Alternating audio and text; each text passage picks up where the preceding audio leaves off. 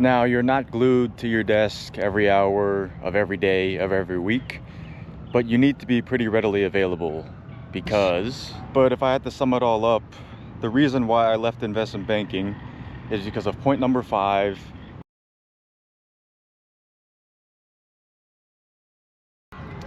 Hello everybody, this is the Zach Joe Show, and welcome back to another Turn It Up Thursday. So I thought for today I would cover a bit of my professional background. And for those of you who don't know me, I am a former investment banker, now pursuing opportunities in the spaces of content creation, obviously with this channel, entertainment, and sports. And I realized before, during, and after my investment banking career that there are so many questions surrounding the industry itself, what investment bankers actually do on a day-to-day basis. And I thought I'd provide 5 key overarching points that kind of sum it all up and explain it in as simple terms as possible. So for point number 1, I think this will clear up a lot of confusion from the get-go, and that is investment banking is neither investing nor banking. Investment banking is the industry of affecting transactions. So if a company wants to buy or sell or raise money, that's when investment bankers come in and do the work. They act as the middlemen, performing all the due diligence, valuations, you name it, to help their client receive the best possible deal in their transaction. As for the job itself, this leads nicely to point number 2, and that is investment banking is a 24/7 job, but not in the way you think. As explained in the first point, investment banking is a client-facing industry. So when your client needs something from you, you want to deliver it to them in as timely of a manner as possible. Usually the client will interact with the senior banker, who basically maintains the relationship with that client for the firm. And in turn, your workload lies in the hands of that senior banker. So you're running on the senior banker's time, who in turn is running on the client's time.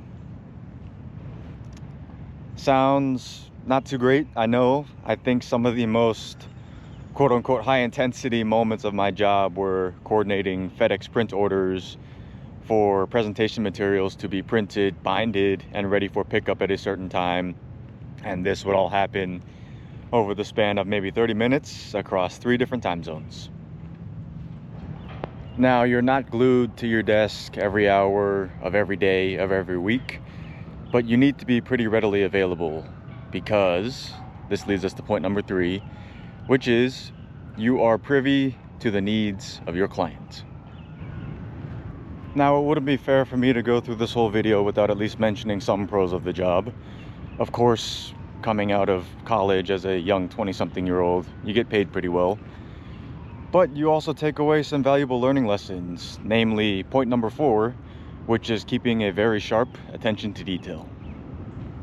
The manner and consistency in which you present information to others, in presentation, visually, mathematically, everything had to line up and be as smooth and consistent as possible, like you'd want anything in your life. So the hammering in of those little details and focusing my attention on making things as, I guess, pretty as possible was very valuable, and is definitely carrying forward to my current journey with content creation.